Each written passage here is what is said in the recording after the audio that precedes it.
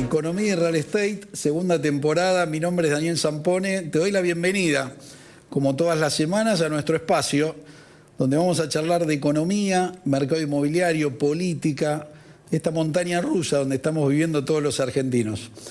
Hoy tenemos un invitado que ya estuvo con nosotros. Por suerte nos clarificó mucho en su momento. Le vamos a volver a preguntar a ver qué pasa con la economía, con la política, con el mercado inmobiliario. Él es abogado, expresidente del Banco Provincia, Juan Curuchet. Juan, bienvenido. Daniel, un gusto estar nuevamente contigo. Bueno, qué placer. Fuera del aire estábamos charlando de la última vez que nos habíamos visto, dónde estaba la inflación. Yo siempre, te lo decía fuera del aire, te lo digo, y lo digo en cada conferencia que me citan para mercado inmobiliario. En una de las partes cito una frase que vos dijiste acá. ¿Qué pasaría con la ley de alquileres si tuviéramos un 5% de inflación y no un 50%? Aprovechando este disparador, te llevo, Juan, hoy estamos en agosto 2022. ¿Cómo ves hasta el día de hoy la economía? ¿Dónde estamos? Gracias a Metro nos ven en todo el país. ¿Dónde estamos parados hoy? Bueno, en un medio de un gran desorden, con una crisis de confianza absoluta, y en ese proceso ha habido un cambio de elenco y hemos tenido unos anuncios muy recientes del nuevo ministro de Economía, Sergio Massa, donde notoriamente está queriendo ganar una ventana de estabilidad de 60 días, que uno lo puede entender, que está bien parar la pelota, pero está bien en la medida que se adopten las medidas de fondo. Y los anuncios, en algún punto es natural, la primera conferencia de prensa, tiene mucho más de título que de detalle. En el punto que está Argentina, en el grado de desconfianza de la sociedad y de los inversores, tanto locales como extranjeros, hasta que no se vean actos concretos, no empieza un proceso que además es largo y trabajoso de restablecimiento de la confianza. Ahora, por supuesto, nos asomamos al precipicio, estamos cayendo al 10º piso, de repente detenemos la caída a los 7 metros, bueno, hay cierta sensación incipiente de alivio. El tema es si esto es un engaña-pichanga o si tiene bases sólidas. La verdad que no hay elementos hoy para saber. Lo que es vital es ordenar las cuentas públicas, acabar con el disparate donde Argentina todos los años siempre gasta más de lo que ingresa y cubre en una borrachera de deuda o una borrachera de emisión inflacionaria que nos lleva a la inflación, ¿no? Si no ataca estos temas de fondo, bueno, como muchas veces, el dólar se plancha un tiempito hasta tomar envión para un nuevo salto y volvemos a la angustia y la zozobra. En el medio de eso, como hay cosas que tienen rezago, va a salir el índice de inflación de julio, que está diciendo que va a estar cerca del 8%, y el envión que te genera para agosto, que va a ser muy alto. Entonces, aún si se hicieran las cosas bien, arranca Sergio Massa con malas noticias, porque cuando vas al supermercado todavía seguimos con el régimen inflacionario. ¿Por qué decís, Juan, 60 días? ¿Por algo en particular que va a pasar dentro de 60 días o un tiempo, vos decís? Porque las medidas que anunció, algunas expresamente las catalogó de esa manera. Por ejemplo, que anticipen exportaciones por 60 días con un régimen cambiario más favorable. 60 días. La renegociación de deuda es un poco más larga. El intento de conseguir fondos frescos mediante préstamos internacionales. Son medidas de corto plazo para tener, si les saliera bien, un flujo mayor de dólares, porque sabes que las reservas netas del central son casi cero. Y a ver si con eso genera en el mercado una sensación de estabilidad. Yo encontré un sabor a poco en esto, ¿no? Porque, para que tengan idea de los números, Argentina exporta por mes 8.000 millones de dólares. Que anticipen 5.000 no es una cifra tan importante, cuando al mismo tiempo tenemos importaciones, productos sobre todo de la demanda energética, de casi 8.000 millones de dólares también. Entonces, es como que esas pequeñas aspirinas que pueden aparecer en la economía, te las consumís muy rápido y seguís después con el virus o la bacteria que tenés como enfermedad. Así que, pero por otro lado, como cuando viene el bombero, digamos, primero frenar ahí el fuego, después ves cómo reparar la situación, ¿no? Así que no quiero ser tremendamente crítico porque creo que hay que juzgarlo por los hechos, pero creo que hasta en su fuero íntimo Sergio Massa tiene que admitir que lo que tiró fueron sobre todo titulares y una puesta en escena donde se muestra el comando de la situación, porque mucha gente estaba cuestionando cierta sensación de acefalía que había. Pero en ese punto, yendo un poco más al terreno político, que es relevante en la generación de confianza, yo veo mucho más una tregua que un acuerdo. Me refiero a la interna del Frente de Todos. Como que hay un impas, pero no parece un esquema tan definitivo. Cristina Kirchner se reúne con Sergio Massa en el Senado, él tiene que ir al pie, mesa larga, a 5 metros de distancia, no está al lado de Malena Galmarini en la jura diciendo yo banco.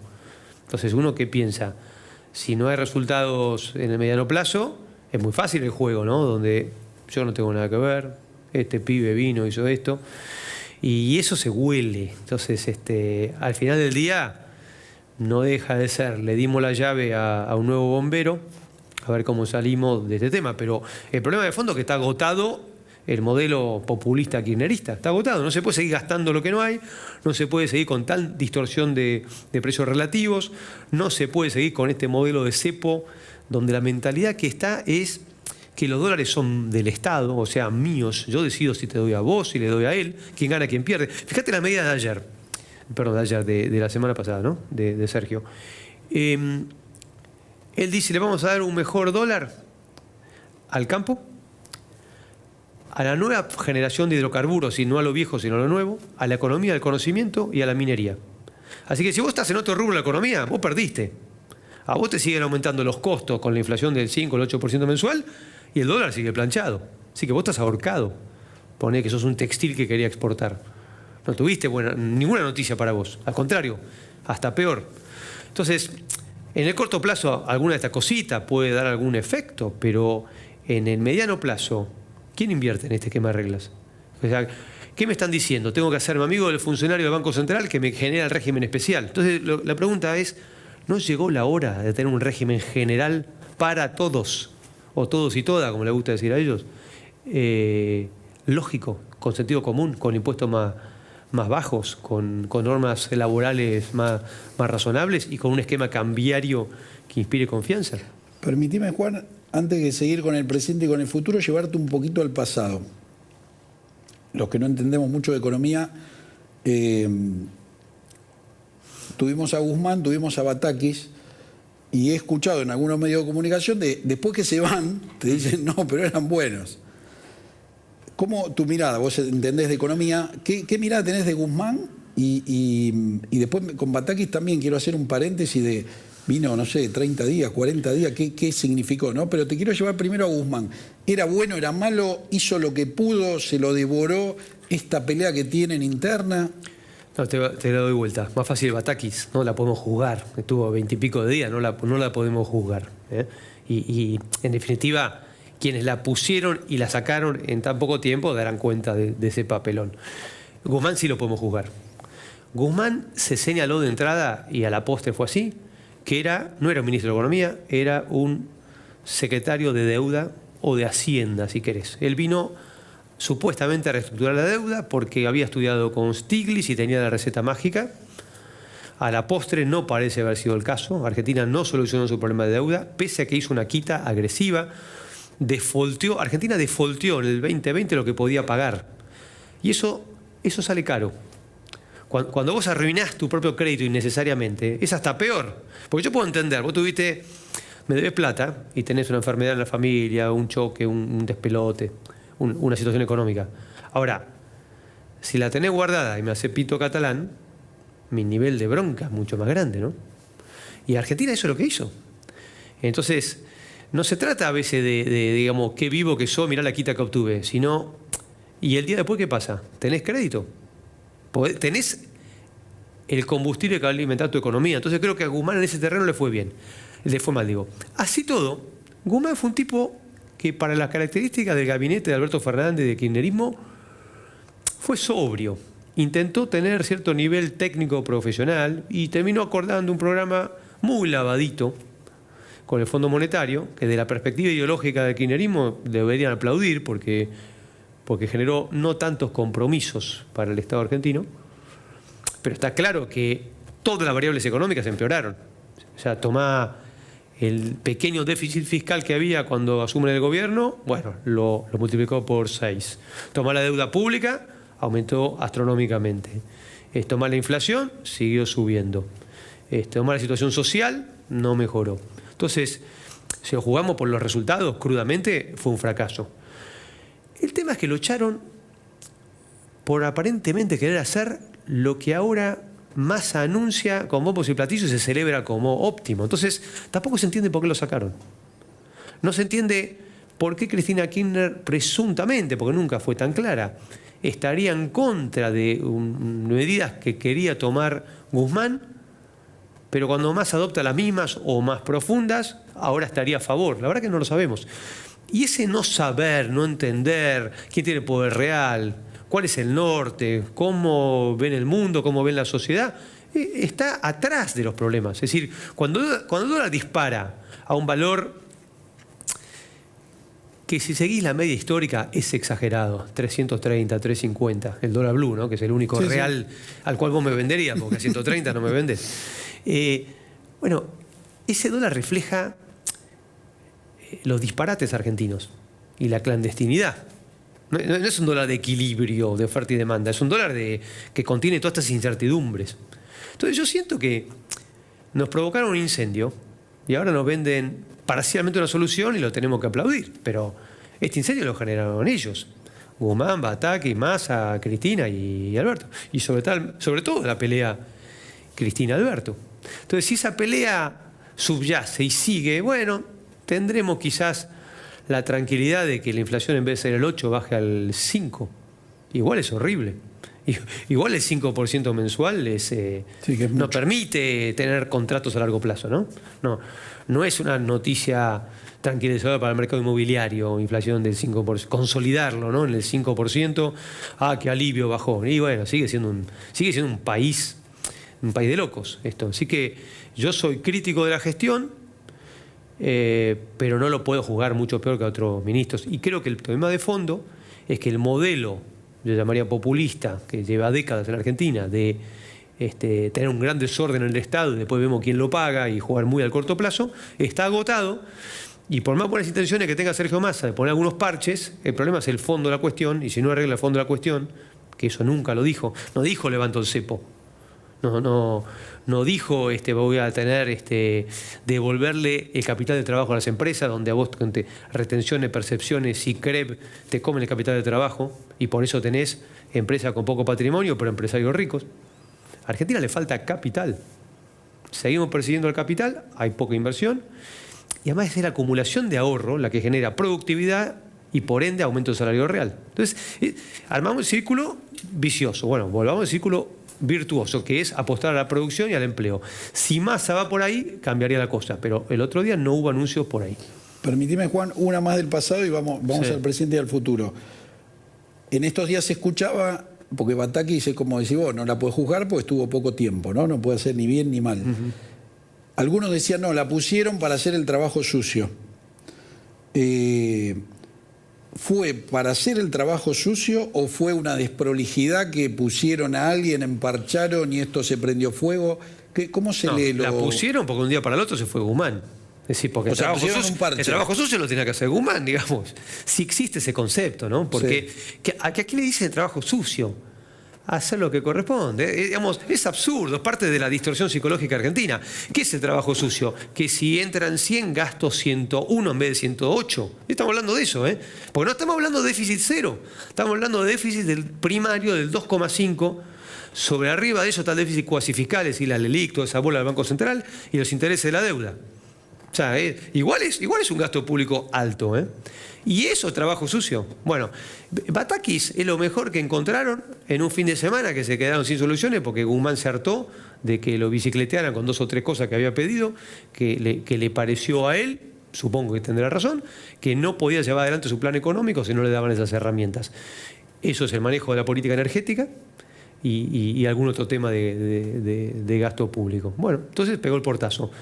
En esta cosa tan curiosa donde es un frente que tiene básicamente 3 patas y ciertas taras de donde privilegia mucho más el relato y la pureza ideológica que los datos crudos de la realidad, que la estadística, que la gestión, que no miden las cosas, bueno, apareció Batakis. Nosotros, los que estuvimos en la gestión de la provincia de Buenos Aires, la conocemos porque fue la que nos dejó el déficit fiscal del 2015. Cuando sube María Eugenia Vidal no podíamos pagar los aguinaldos. La provincia de Buenos Aires pudo pagar aguinaldos porque el gobierno entrante Mauricio Macri le hizo un adelanto muy importante de plata a la provincia. Y ni bien se regulariza eso, nos estalla el problema de los municipales y después de eso los recolectores de basura. Yo a los pocos días asumo la presidencia de Banco Provincia y me acuerdo que el primer incendio que tuve, primer fin de semana de enero del 2016, era que estaba en esos días de 34 grados de calor, llevaba 4 o 5 días todo Mar del Plata sin levantar la basura, primer fin de semana de temporada, un escándalo, y en parte era por el atraso de deuda, donde la provincia no le giraba al municipio, el municipio privilegió pagar a los municipales y dejó a los recolectores de basura último. Bueno, esa fue la provincia que nos dejó Batakis. Esa es una contadora que sigue las cuentas y eso lo hará, digamos, el Excel lo lleva bien. No era una persona con una visión, ni con un programa, ni con un equipo. Bueno. Era lo que había, emparchamos y vemos después lo que sigue. Pero no la quiero... A ver, no tiene la culpa, ¿no? La culpa no es del chancho, sino de quien le da de comer. Permitime, Juan, que me encanta hablar de economía con vos. Yo estudio el mercado inmobiliario. Entonces, en un momento me preguntan por qué está dolarizado. Entonces, si buscas la historia, empezás a entender el por qué el ladrillo se dolariza, ¿correcto? Y esto fue a finales de los 70, que encontrás las primeras publicaciones. Entonces siempre para entender el presente del mercado inmobiliario tenés que ir al pasado. Entonces empiezo a estudiar la economía, el mercado es consecuencia de la economía, y llego al 4 de junio del 75. Celestino Rodrigazo, 180% de inflación, digo, acá está, acá empieza esto. Hasta, pará, antes que me digas.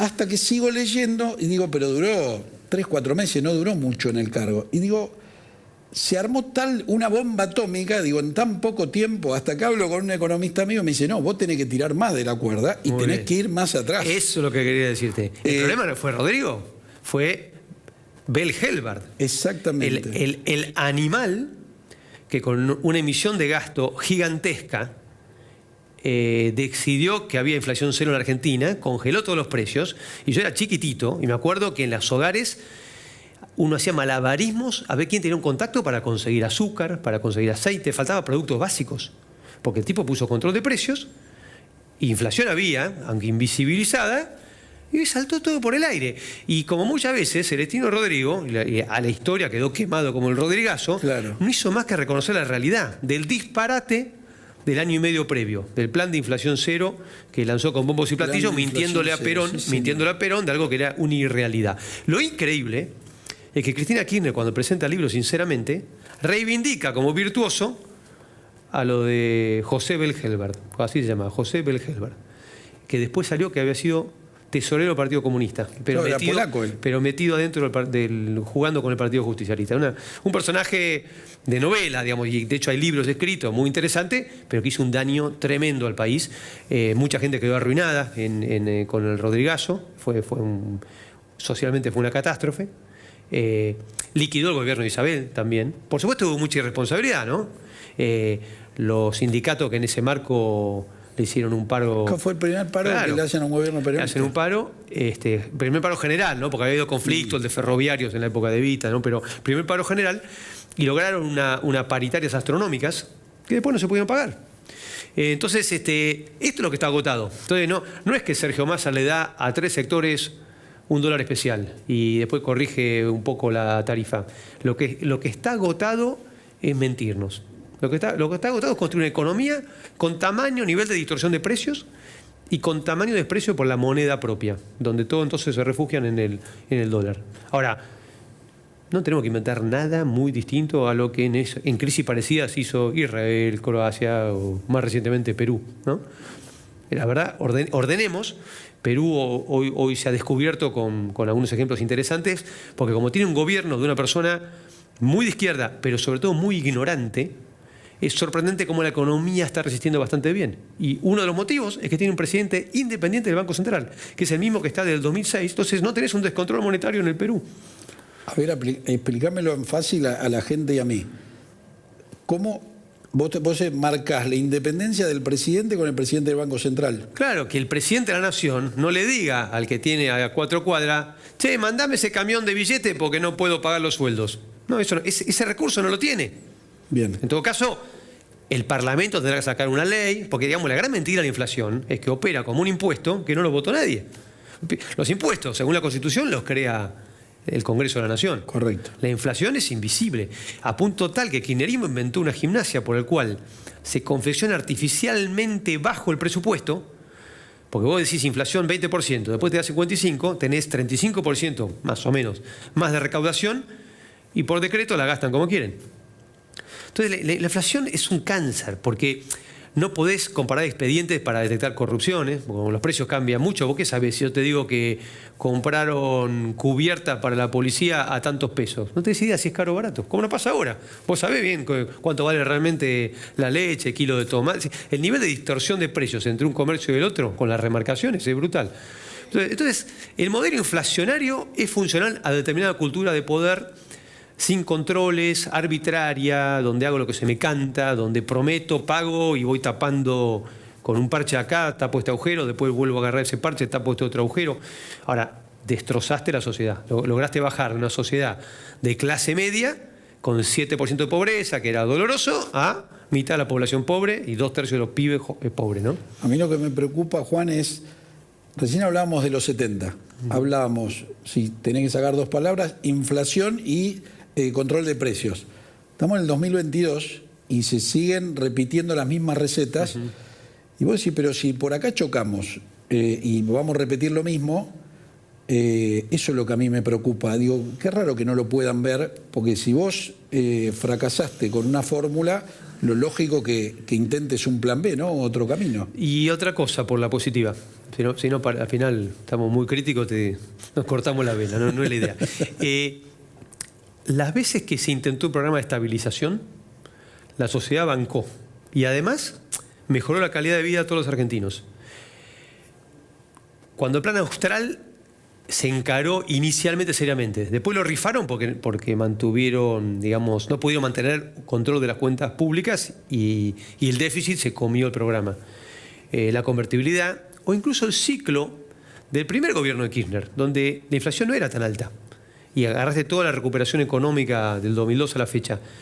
Creo que todos apreciamos las virtudes de la estabilidad económica. Entonces, no puedo entender cómo la máxima dirigencia política no se da cuenta que es hasta popular. Es mentira este tema de que ordenar el Estado es impopular. Incluso el estatal va a ganar más. Lo cual no quiere decir que en el corto plazo, digamos, este mes, quizás la medida no me gusta, pero en la perspectiva de mediano plazo, ordenar el Estado es muy positivo para toda la sociedad. Además de que es una tranquilidad psicológica. Porque hoy la zozobra absoluta. Todo te aumenta todo el tiempo. Juan, te voy a llevar a una pregunta, vamos a la pausa y me la vas a contestar después. Te voy a llevar más a la parte política ciudadano. Vamos a charlar un poquito de piquetes y de planes. ¿Te parece? Dale. Vamos a los compromisos comerciales y ya volvemos.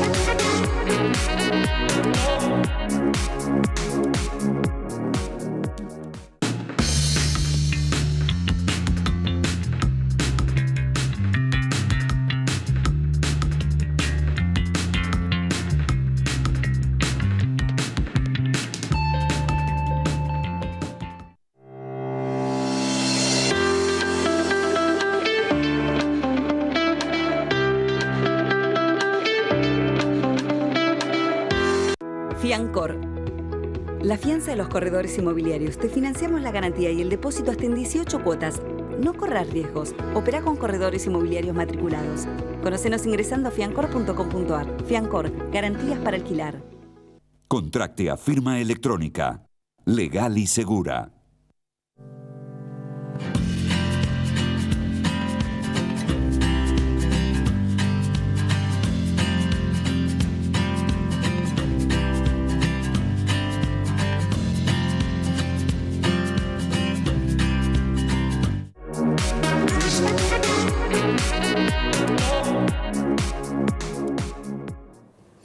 Bien, segundo bloque, seguimos charlando con Juan Curuchet, abogado, expresidente de Banco Provincia. Juan, habíamos quedado piquetes y planes. ¿Qué opinión, qué mirada tenés?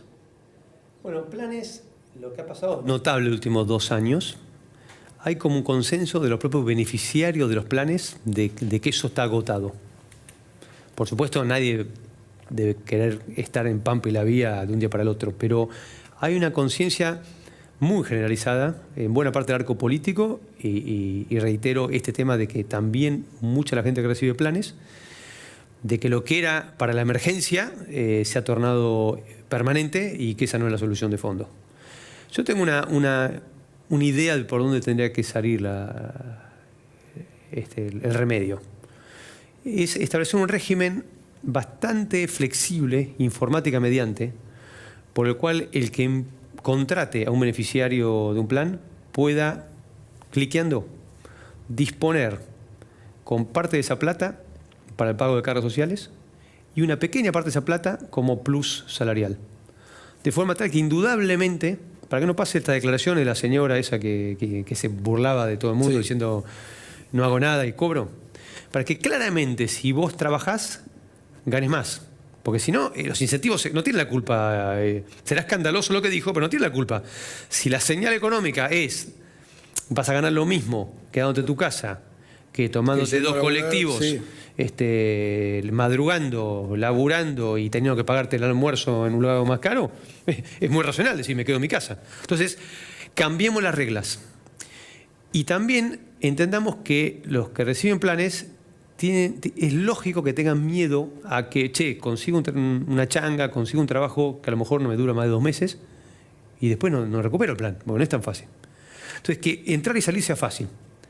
Y eso, si le agregáramos una reforma laboral por la cual le bajemos el miedo al empleador, a la judicialidad, a ese tipo de cosas, si hacemos medidas que a su vez promuevan la empleabilidad, esa combinación va a hacer que con el paso del tiempo el tema pierda importancia, ¿no? Tocaste un tema hipersensible. El otro día estuvimos en el Congreso con Waldo Wolf, sí, y yo le comentaba a Waldo la cantidad de consultas de pymes que me escriben de la industria del juicio, están cansados. Y siempre cuento el caso emblemático. Roberto tenía 7 lavaderos de auto, me dice, me cansé de los peores empleados, porque no son los mejores, no, es así, los peores, que me hagan juicio, y me dijo, mira, voy a cerrar 6, me quedo con 1, y el plan B de eso después sería irme, porque me dice, me cansé, un tipo que genera laburo, que paga impuestos.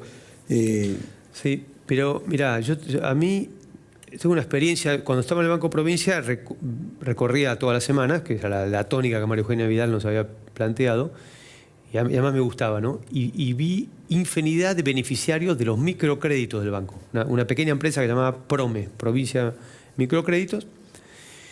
Este miedo al juicio no es del empresario que en algún punto tiene cierta envergadura, tiene 7 lavaderos, tiene algo de espalda y algo de tamaño.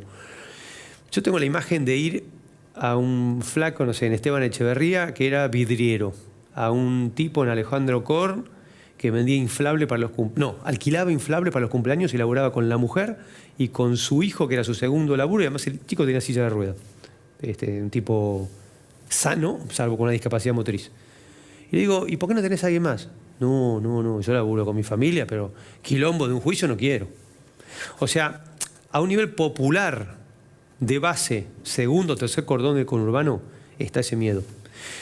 Y ahí hay mucho empleo, es decir, es muy natural que si yo, no sé, hago tortas o pizza y vendo en el barrio, los viernes y sábados le pueda decir a un pibe que lo conozco, fue compañero de mi hijo de colegio, che, ¿me das una mano 4 horas el viernes, 4 horas el sábado. Bueno, hoy nadie se anima. Está muy desalentado eso. Y esto es a todo nada, digamos, o estoy desempleado o tengo un laburo bajo convenio colectivo, cargas sociales completas, todo, y en el medio tener la mitad de la población que a lo sumo hace changas. Entonces tenemos que tener un sistema laboral que permite insertar a que le ponga trabajo inicialmente. Yo no digo que sea deseable, pero inicialmente 2 días a la semana, toda la semana, pero jornada de 4 horas. Bueno, eso hoy está totalmente desalentado. Y los juicios, hay una serie de medidas que están avanzando en el debate público, ¿no? Desde lo que un empresario que es Caragosian llama la mochila argentina, que vos tengas un derecho a tu antigüedad y a tu indemnización, pero respecto de un fondo que previamente te fueron reteniendo sobre tu salario y te lo lleves con vos. Entonces, que si vos querés contratarme a mí, que yo vengo de trabajar con el que está detrás de cámara, no digas, che, no, pero este tipo, este es un problema porque ya tiene sus mañas y sus años. No, vos sabés que yo ya vengo con un fondo que se me reconoce y el día que si no, digamos, no nos entendemos, me tenés que desvincular, ya hay una reparación económica que está ahí establecida. Hay esquemas, me dicen que en Dinamarca, donde tenés un régimen protectorio laboral más o menos similar al argentino, pero los empleadores contribuyen, pero te lo paga el Estado. Entonces, si vos lográs un esquema que equilibre y más o menos los mismos derechos laborales, que la gente los valora, ¿no? Pero que la zozobra no sea al empleador, sino que haya como una agencia que pague, vas a bajar bastante esa dificultad que hoy hay. Y es un tema muy, muy importante. Yo creo que si se le da una respuesta, tiene que haber un ciclo económico favorable, medidas macroeconómicas lógicas, pero generás un marco de tener centenares de miles de puestos de trabajo nuevos en no mucho tiempo, ¿no? Juan, te llevo un poquito, la semana pasada se inauguró la rural, estuviste en Formosa, estuviste en el Chaco. Estuve en la rural. Estuviste en la rural. Sí. ¿Qué viste, qué sentiste?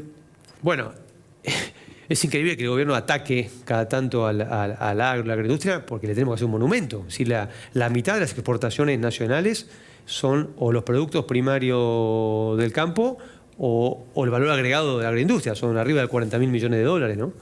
En circunstancias muy adversas porque le dan un dólar artificialmente bajo. Es decir, ellos le liquidan el dólar a 137 pesos menos retenciones. Entonces, ninguno de nosotros trabaja en esas condiciones. Digamos, yo pacto con vos que me pagás X y es X, pero acá te sacan 2/3. Así todo es competitivo el campo argentino. Por supuesto, en ese escenario, quien queda fuera es la región periférica, con peor climatología, ¿no? Más lejos de los puertos. Así que irónicamente esto perjudica algo menos a la pampa húmeda que a las regiones más alejadas. Pero bueno, el campo puede fácilmente duplicar su producción.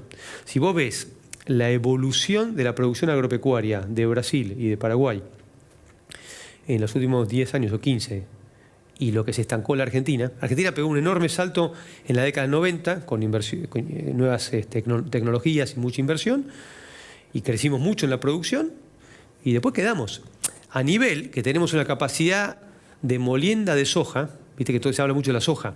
La soja en general sale en forma o de aceite de soja, o de harina de soja, o de pellet de soja. Pellet es como el chiquitito, como el alimento balanceado de los perros, ¿no? Muy rara vez se exporta soja crudo. Argentina tiene más capacidad de moler que generación propia de soja. Por eso cada tanto se importa de Paraguay y demás. Pero ¿por qué es eso? Porque cuando las fábricas decidieron ampliarse, lo hicieron con una perspectiva de producción nacional creciente que después no se verificó por las muy malas señales económicas que se dieron. Entonces hay mucho potencial. En la medida que reconozcamos al productor, que le paguemos un precio lógico y no lo esquilmemos, y que aceptemos que es inherente a un sistema económico, que el empresario, si le va bien y gana plata, que eso está bien, porque además va a venir un año donde va a perder. Claro. Y eso es clarísimo en el campo, ¿no? Y yo lo viví en el Banco Provincia porque teníamos sequías o inundaciones, había que asistir con línea de fomento. Y el productor está muy solo cuando el Estado llega tarde siempre. Se declara la emergencia hasta que califique con el crédito, que se le baje. Está muy solo. Y cuando el precio está a $600 la tonelada, listo, subimos las retenciones, pulverizamos.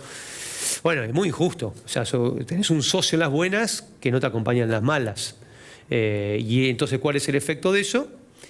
Que hay menos producción de la que podría haber, que hay menos inversión, que hay menos trabajo. El costado positivo es que el potencial sigue estando ahí y que Argentina podría, con un esquema lógico, duplicar su producción agropecuaria, agroindustrial rápidamente. La sensación, Juan, de que cuando estuviste en la rural, ¿cuál era? ¿Empatía con el gobierno, enojo? No, vos pensás que no fue absolutamente nadie. Yo estuve 2 veces en la rural, o 3 en realidad. Una en la inauguración, hicieron un acto nuevo, una inauguración que cantó Diego Torres, una cosa un poco artística, un día de semana. Ese día fue, no me acuerdo si era el secretario o subsecretario de agroindustria. Para cuando se hace la inauguración oficial del sábado, ya había perdido el cargo, entonces no fue nadie. Ya había una expectativa, ya se sabía que venía Sergio Massa, había una expectativa, y creo que el campo va a ver concretamente qué le dicen. Esta imagen de que adelanto exportaciones, hay una gran ignorancia. El campo argentino está atomizado. Cuando se habla de la soja, el cereal, eso probablemente lo tengan, no sé, 100.000 productores distribuidos entre acopios, hilo bolsa, distinto en las propias terminales sobre el puerto de Rosario o de Quequén o de Bahía Blanca. Entonces, no hay 5 personas con lo cual yo me siento, negocio, amenazo, seduzco. Vos tenés que seducir a 100.000 personas. Porque si el tipo que tiene 20 toneladas no se la quiere entregar a Cargill, no se la va a entregar. Porque tiene una visión donde le conviene entregar en noviembre. Y además, el campo ahorra de esa manera. O sea, hay una cultura donde no quiero tener la plata en el banco, yo la tengo acá en mi potrero, o la tengo en el acopio de toda la vida. Y cuando necesito la plata, ahí liquido. Porque si no, ¿qué hago con la plata? ¿Tengo peso? ¿Qué hago? Si hay estabilidad, me calmo, listo, tengo peso, no hay problema, gano un plazo fijo, espero, compro otra cosa, ¿no? Pero en estos momentos de incertidumbre, bueno, esperan con el cereal en la mano. Como lo hace el comerciante que de repente acopió leche o aceite por si le sube el mes que viene, ¿no? Digamos, ni siquiera, yo creo que no califica ni de especulación, es un modus operandi normal. El productor triguero durante años sentía que el trigo era un cheque al portador. Después vino el kirchnerismo y ya fue muy difícil, pero tengo el trigo, ahí tengo plata. Como un tipo que tiene un canuto de dólares en el colchón, ¿viste? Sí. Así funciona el campo argentino. Entonces, enojarse contra eso yo creo que no tiene ningún sentido. La pregunta es, ¿qué tengo que hacer para que ese chacarero produzca más, tenga confianza en el país? Si tiene un ahorro, compre un departamento en su localidad, cambie el tractor, ¿no? Que no esté pensando meterla en el colchón y fugarla, es sacarla del sistema. Ni que hablar si la lleva fuera en una cuenta bancaria, ¿no? En cambio, si le compra un departamento en una ciudad donde el chico va a estudiar el día de mañana, todo eso sí mueve la economía.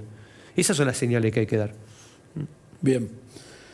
Juan, te llevo a uno de tus hobbies, del otro lado del mostrador.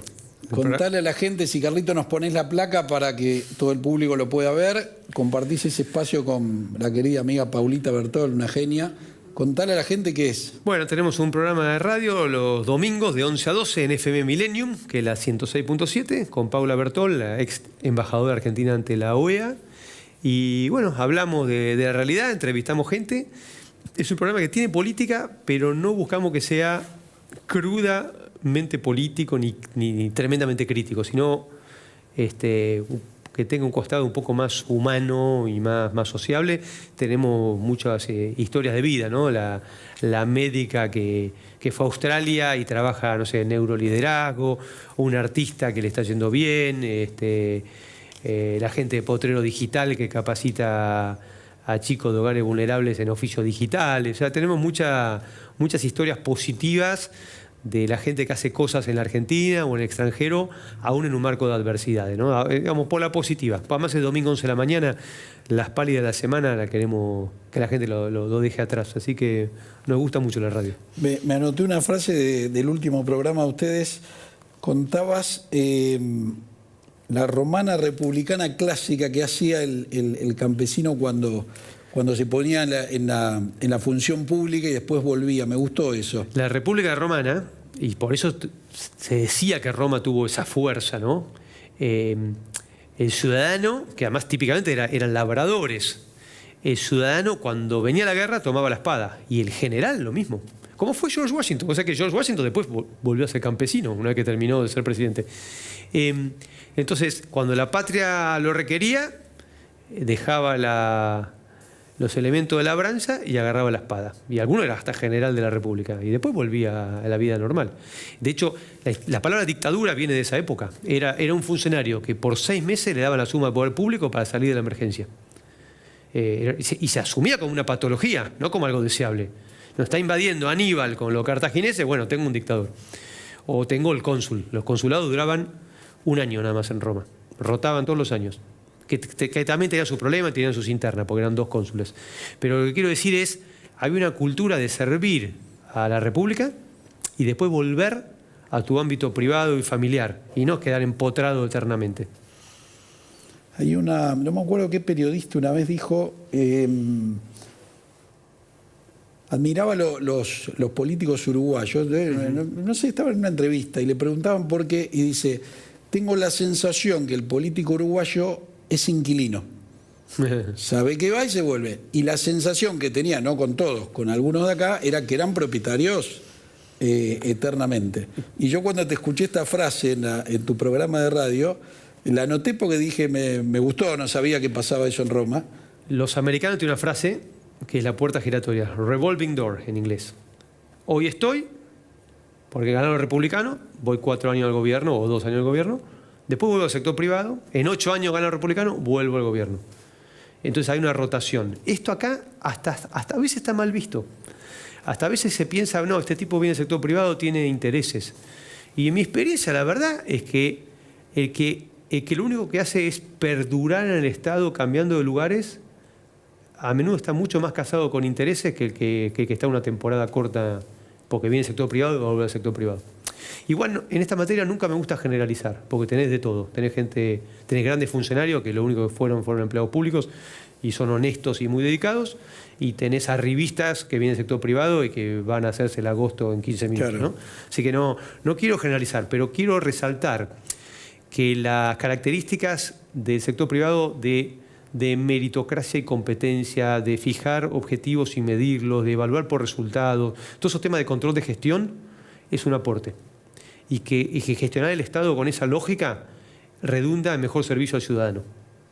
Y que el sector público incorpore esas herramientas es algo positivo. Por otro lado, el sector público tiene elementos de cultura interna propia que hay que respetar. Porque hay procesos, hay controles de legalidad, de oposición, que a veces te pueden poner nervioso porque vos querés que la cosa se haga más rápido, pero que si vas por el atajo hay más posibilidad de corrupción, hay más posibilidad de error, ¿no? O sea, hay que combinar los 2 mundos. Juan, te llevo a una inmobiliaria, un tema inmobiliario. Acá estamos en Maipú de Córdoba, Ciudad Autónoma de Buenos Aires, estamos muy cerquita del Obelisco. ¿Qué harías vos con el centro porteño? ¿Lo rediseñás? ¿Cambiás regla de juego? ¿Qué harías? No, te agradezco que saques el tema. Yo tengo vida de oficina en el centro como abogado. Yo creo que es imperioso ser mucho más decidido y audaz en fomentar el desarrollo del centro de Buenos Aires, que si bien recuperó un poquito de movimiento, es notorio yo escuché que puede ser 6 millones de metros cuadrados de oficina disponibles. Puede ser. Es enorme. Yo mismo vengo a la oficina por menos horas que antes, almuerzo menos en el centro que antes, y eso es una pérdida de valor de capital gigantesco y que urge darle vida. Está esta idea, que hay normas de la ciudad que lo han receptado, de favorecer la reconversión de edificios, de oficina, vivienda. Yo veo que todo eso va muy lento. Una decisión de inversión de ese tipo tarda su tiempo, la aprobación de los planes. Creo que la ciudad tiene que acelerar mucho los procesos de toma de decisiones de aprobación de esas reconversiones, porque no da lo mismo que tardemos 2 años a tardemos 5 o 6 meses. Se necesita hoy mismo ya tener impacto, y si tuviéramos en este momento 25 obras de reconversión en el centro, habría otro dinamismo, otra evolución del mercado. Yo veo los precios de oficina mínimos 30% abajo, y en algunos casos está a la mitad de precio que antes. El interior del centro calles chiquitas, con menos circulación, más deteriorada, muy malo. Además de que está sucio. Reconociendo que mejoró mucho de un año a esta parte, pero no es el centro que vivimos. Alguna vez lo hablé con Horacio hace un tiempo. Él me explicaba con toda razón que esto también pasó en otras grandes capitales del mundo, ¿no? Pero para mí no es consuelo. Yo soy porteño, soy de acá y quiero que el centro vuelva a tener el dinamismo y el vigor que tuvo, ¿no? Y entonces creo que merece como un task force, un grupo especial que haga un seguimiento diario. Sé que el ministro Giusti está en tema, alguna vez lo he hablado, pero me parece que la cosa va lenta. Por supuesto no ayuda a la macroeconomía, digamos, que no es que tenés una cola de gente esperando para hacer estas inversiones, pero con más razón hay que hacérsela fácil al desarrollador, porque conozco unos cuantos inversores que tienen o son dueños de edificios o condóminos de edificio y estarían dispuestos y alguna inversión está viendo, ¿no? a esa reconversión, ¿no? Que es la solución, porque hay algunas cosas que vinieron para quedarse. Este tema de que en los barrios haya oficinas, de que alguna gente privilegie ir caminando o en bicicleta cerca del barrio o más o menos en la zona y no ir al centro seguido, eso vino para quedarse. Entonces ya la ciudad, Buenos Aires y el mundo va a ser más desconcentrada, porque además lo valoramos. Es lindo a ver que cuando reunión laboral típica que era una oficina, ahora dice, nos juntamos a almorzar en Villa Devoto, en Palermo, no sé, en Villa Ballester, ¿no? En Las Lomitas, en la zona sur. Creo que eso lo valoramos, no lo queremos perder. Es de que de esa zona, de ese barrio, le gusta eso. Pero tenemos un capital metido en el centro gigantesco y si lo hacemos bien va a tener su atractivo. Tiene belleza, tiene historia, hay mucha gente involucrada, tiene mucha buena infraestructura, ¿no? Tomar el subterráneo, la capilaridad está ahí. Después se abre en el resto de la ciudad y no cubre bien el subte, pero el macrocentro lo cubre bien. Entonces, es una inversión gigantesca que no podemos rifarla. No da lo mismo que eso se use o que no se use. Porque en el medio se descapitaliza el Estado y los privados, y todos somos más pobres. Ojalá se pueda recuperar. Hace unos programas atrás estuvimos con José Giusti, que él nos decía también la preocupación que había quedado post pandemia, porque la pandemia, sí, yo analizo el mercado inmobiliario y cambió hasta la manera de que la gente mira un inmueble. Antes los espacios verdes, antes se estilaba espacios más chicos y espacios comunes en general. Después de la pandemia es como que se replanteó todo y la gente empezó a valorar más un balcón terraza, los PHs que tenga una parrilla y los espacios verdes ni te cuento. Juan, a raíz de esto que te lo había preguntado antes, pero acá estuvimos al empresario espeluquero Fabio Cugini. Él tiene un local justamente donde le pasan los piquetes por adelante, ¿no? Que lo tiene acá en el centro. Sí.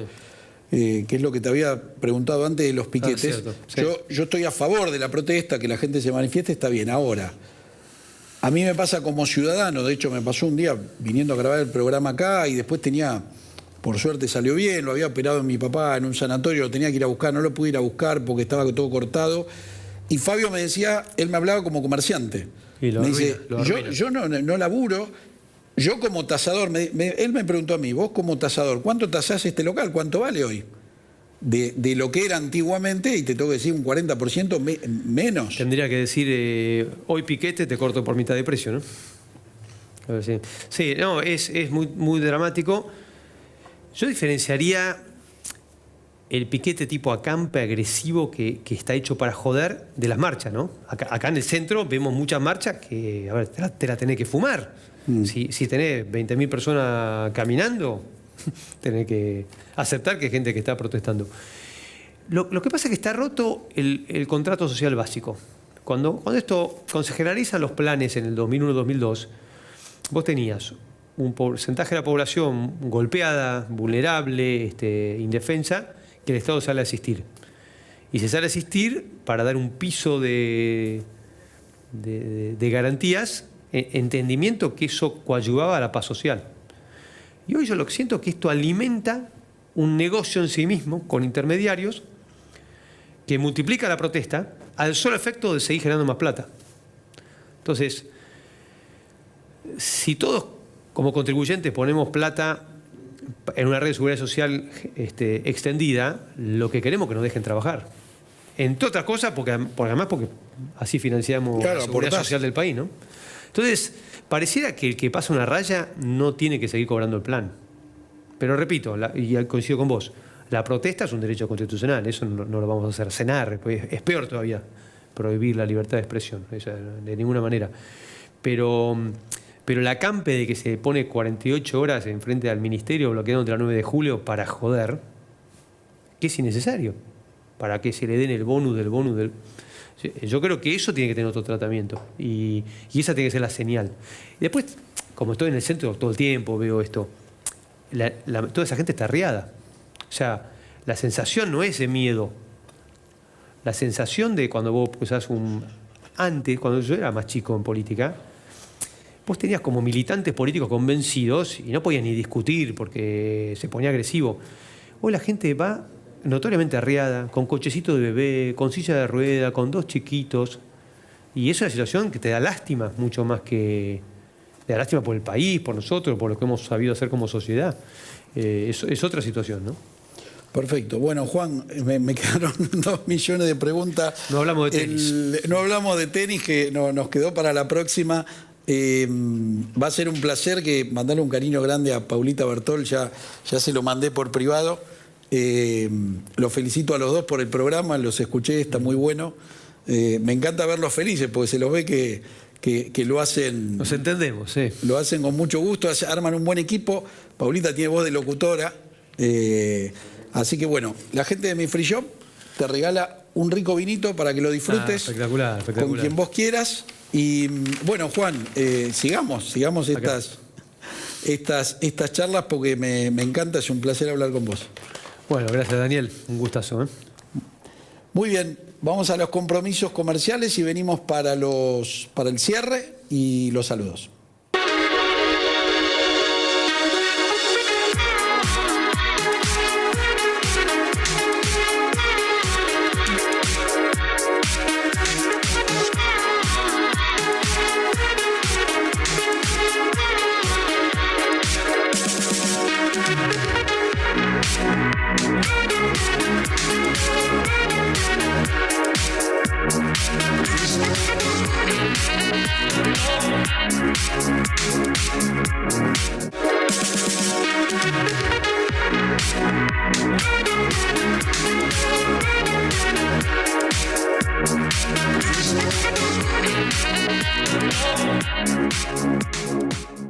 Fiancor. La fianza de los corredores inmobiliarios. Te financiamos la garantía y el depósito hasta en 18 cuotas. No corras riesgos. Operá con corredores inmobiliarios matriculados. Conocenos ingresando a fiancor.com.ar. Fiancor. Garantías para alquilar.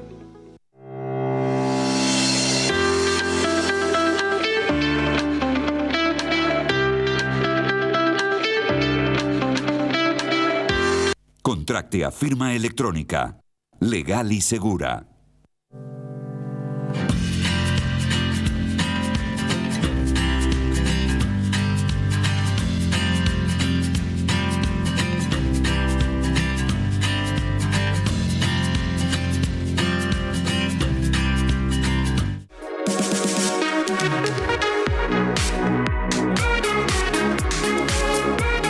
Tercer bloque, Economía y Real Estate, segunda temporada. Qué placer hablar con Juan, ya lo habíamos tenido, lo vamos a volver a tener, nos quedaron un montón de temas para charlar.